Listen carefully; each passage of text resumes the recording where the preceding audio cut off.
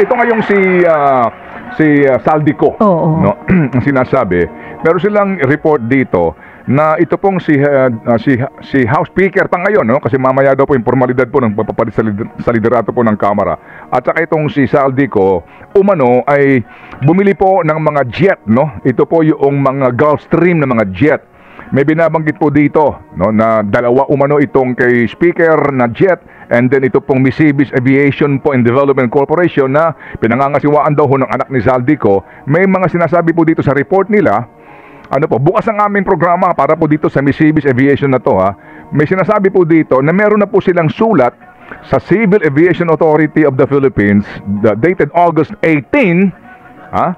Opo, na sinasabi na baka daw po pwede po daw yung deregistration ng Certificate of Registration sa Pilipinas nitong jet na ito. Ibig sabihin, gusto nila itong ilipat na ng lugar, itong Gulfstream jet na ito. Mura lang naman ito, Aaron. Ang Diba? Sa mga taga-Bulacan, mura lang po ito. Yung jet? Magkano? Kaya ba natin yan? Segunda mano, 36 million lang naman US dollar. So in pesos, magkano po yun, Your Honor? Kwentahin mo sa 59. 2.6 billion pesos. Okay. Then kung nag-freeze order ka kahapon, so ilang araw yung binigay mo doon sa mga sangkot dito para makapaglipat ng kanilang pera. So ngayon, may mga nagsasabi, kung gagamitin mo ang intelligence pa ng Presidente, gagamitin mo ang mga sangay ng gobyerno, unang-una dito, alamin mo kung sino ang mga bumili ng mga vault na pagkalalalaki. O sino po ngayon, ang naghakot sa mga condominium unit ng mga kahon-kahon. Diba? Yung mga condominium units nila na nabili, yun ang ginagawa nila ngayong mga lagakan ng kanilang mga cash na ninakaw na pera.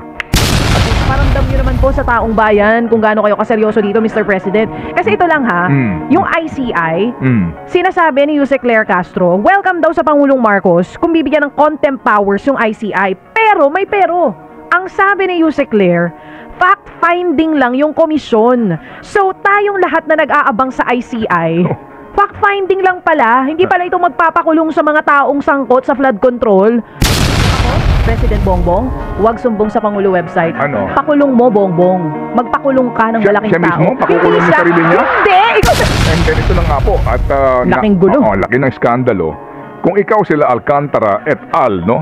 Ditong mga na, kumbaga sila Cabral et al.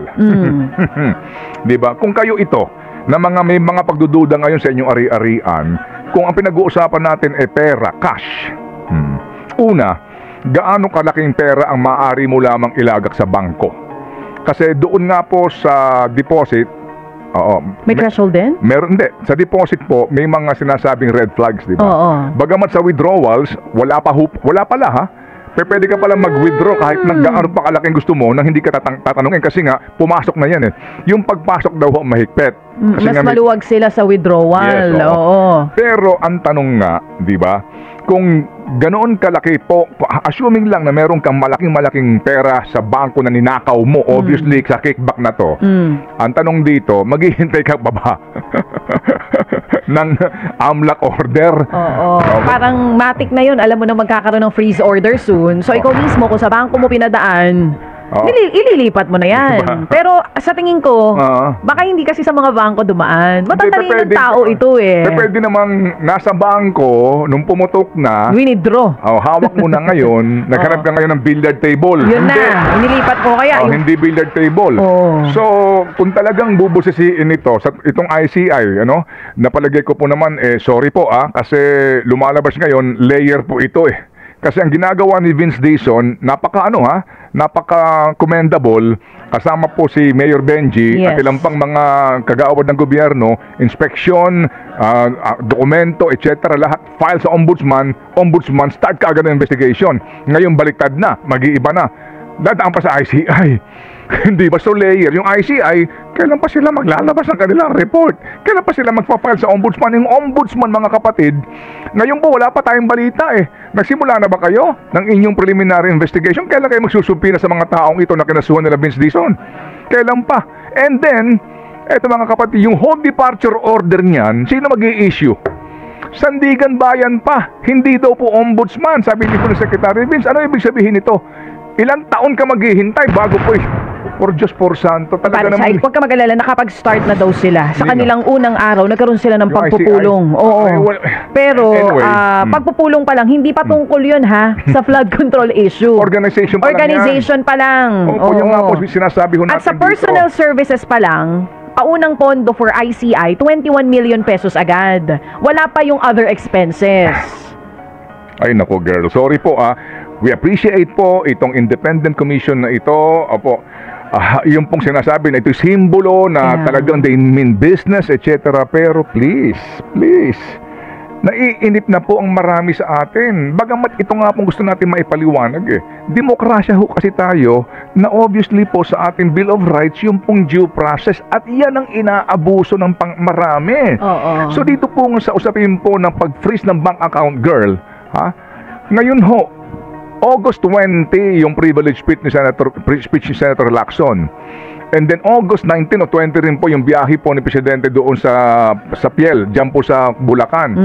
So assuming po na ito na ho yung start ng pagputok talaga ng skandalong ito.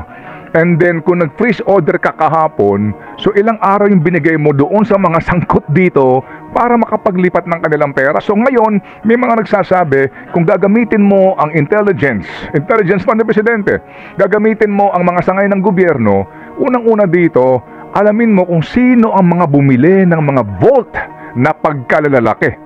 O sino po ngayon ang naghakot sa mga condominium unit ng mga kahon-kahon. Diba? Yung mga condominium units nila na nabili, yun ang ginagawa nila ngayong mga lagakan ng kanilang mga cash na ninakaw na pera. At usap-usapan na iyan. Oo, nga sinasabi. Hindi ba? So ang tanong ngayon dito, maghihintay ka pa ng warrant bago mo puntahan to pag na-identify mo. Kasi wala pong, di ba, itong mga tuso to Natataninong taong mga yan. Kaya nga, sabi nga nila, hindi na sa bahay yan! Hindi sa bahay yan! Panigurado. Di ba? Sa bahay daw inihahatid. Opo. Maaring sa bahay inihahatid. Cash to pero cash basis. Cash to cash basis yan. Para walang trail. Halimbawa, ito po ngayon, no, mga kapatid, ito na po si Branchep, sige, tuloy mo muna. Huwag mo kaming bitinin. Ito ngayon, may report po itong bilyonaryo. Bigyan natin po ng pagkilala ito. Opo. Ito ngayong si Saldico. No? Ang sinasabi. Pero silang report dito na ito pong si House Speaker pa ngayon, no? Kasi mamaya daw po yung formalidad po ng papapalit sa liderato po ng Kamara. At saka itong si Saldico, umano ay bumili po ng mga jet, no? Ito po yung mga Gulfstream na mga jet.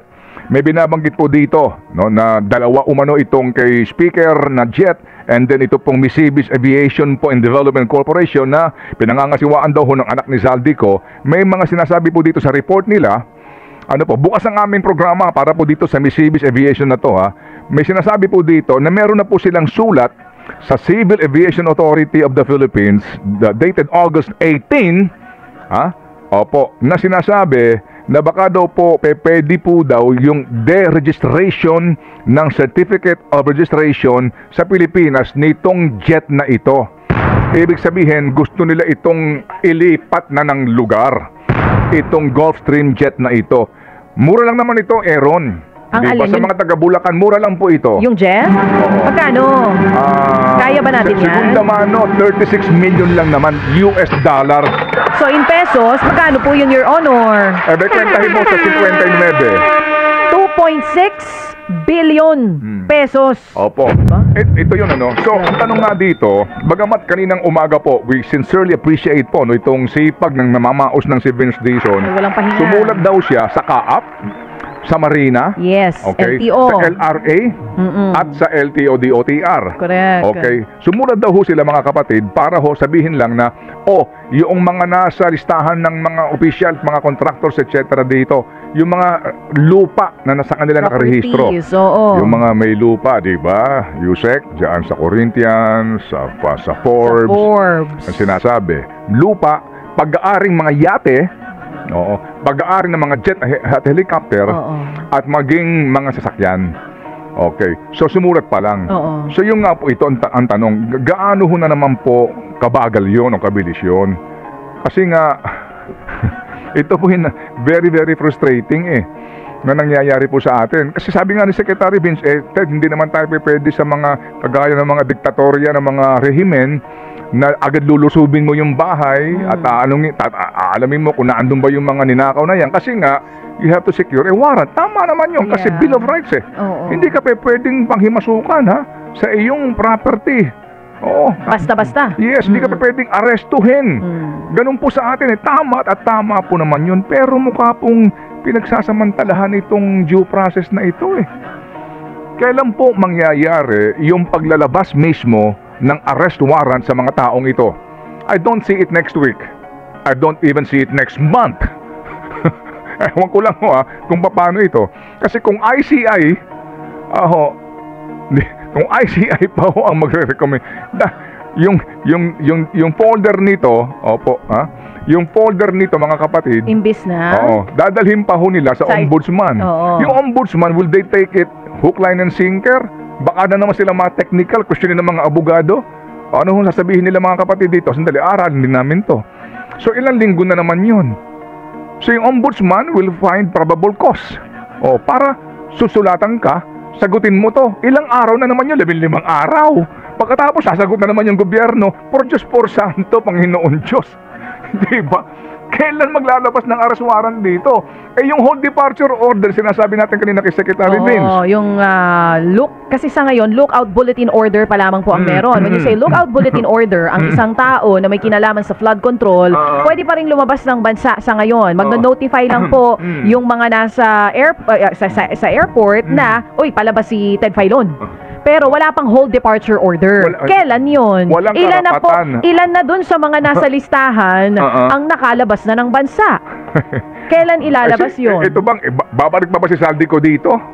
Kaya nga bring him home. Sa tingin po ninyo? Imposible na. Lalo pa ngayon, sangkot din siya dun sa, yung sa mga isda. Di ba yung nakaraan sinasabi ni Agriculture Secretary? Uuwi pa itong taong ito? Malabo. O baka meron susunod sa kanya? Malabo pa sa tinta ng pusit. May susunod sa kanya! Mukhang may susunod. Ang balita nga daw, ipalipad na yata o lumipad na. Hindi po ba mga kapatid? Ito lang yung frustrating Kaya unawaan natin ng marami. Mabagal. Opo, na may mga nagbabagalan. Kasi nga po, ito yung demokrasya daw Hindi po ba? Kaya yun po ang gusto nating maramdaman. Hindi mo naman pwedeng ilagay sa iyong mga kamay ang batas. Lagi pong nasa dialogue yan ni FPJ. Totoo. Hindi ba? Because nasa dialogue yan lagi mga kapatid. Governed by rules tayo. Diba? Diba? May gobyerno tayo dapat sinasabi na, huwag mo ilalagay ang batas sa iyong mga kamay. Sasagot yung leading lady ni FPJ. Ano sabihin? Pero paano kapag sobra na? Sobra na ito Sobra na itong panggagago. Sige. Pag-iisipan ko. Yun lang. Ano mahirap doon. Siyempre, ayaw po na. Walang may gusto, baby, may sisingit naman. Sino may sisingit? Sino isa? Ba, yung kontrabida? Hindi. Hello. Bida rin to, no? Bida. Bida rin ba yan? Hirap kasi sa inyo. Kami na naman pinagkinalaan nyo May isa pa pang Wala ba iba?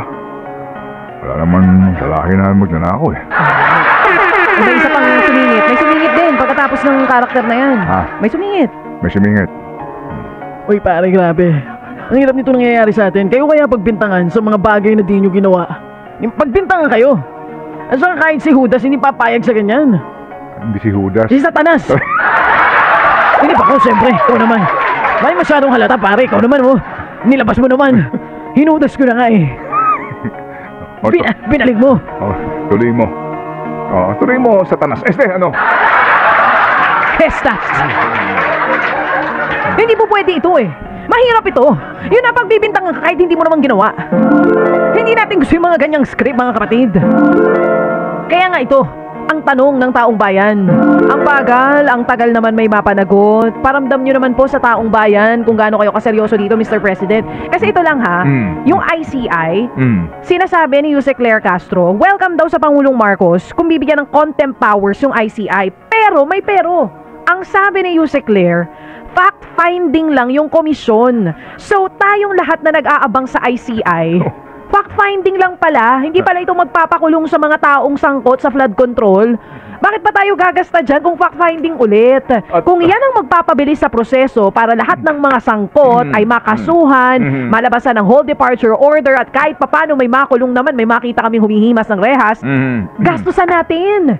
Pero kung mabagal din naman, simbagal ng investigasyon na meron ngayon sa Senado at Kamara, baka dapat wag na lang. You're giving us false hopes. Yun na nga. Sorry po, just to be straightforward about this, mga kapatid. Oo, kasi nga, ewan ko na lang po. Sige, so, gusto ko lang po kayong bigyan din po ng kaisipan dito po sa, kasi ngayon, it's all about accountability, right? Accountability. And then, penalty. And restitution, right? Pagbawi sa mga nakaw nito. Oo. Yung pagbawi niyan, civil case yan, mga kapatid. Civil forfeiture case po iyan. Hindi yan yung automatic dinamput mo, o hinuli mo, kinulong mo, o balik mo pera. Hindi. Dadaan pa yan na naman sa panibagong procedure, Aaron. Kahaba-haba? Sa bagay, sabi nga nila, ang mga Pilipino na naman, mahaba ang pasensya, mapangunawa. Yung PCGG, eto, nagdiwang lang sila ng kanilang 39th anniversary. Congratulations, ha? Uy, salamat naman. Yes, opo. 39th anniversary yung PCGG. Yan ang kauna-unahang executive order, ha? Creating the Presidential Commission on Good Government para bawiin ang sinasabing mga nakaw ng pamilya Marcos. Nabawi? Pero hanggang ngayon, meron pa silang PCGG, ha? Hindi pa sila tapos. Ay, ayos. Ilang years na marami pong mga civil forfeiture cases na isa-isang nalalagas at talo ang gobyerno. 40 years. Enough is enough. Ng paghahanap. So dito mga kapatid, kapag hahabulin mo na itong mga nandoon sa pool table ng mga salaping ito, tama lang yan, 2025, 2045. Hindi nakakatawa, ha? Hindi po ba? Sandali lang po kasi obligado kami magbigay po ng paalaala kasi dito po sa amin, obligado din po tayo magtrabaho at gumising ng maaga, di po ba? Tama, sabi nga dito ng isang kapatid natin, justice delayed, justice denied, ika nga. Alam mo, hindi yung sumbong sa Pangulo ang magandang legacy.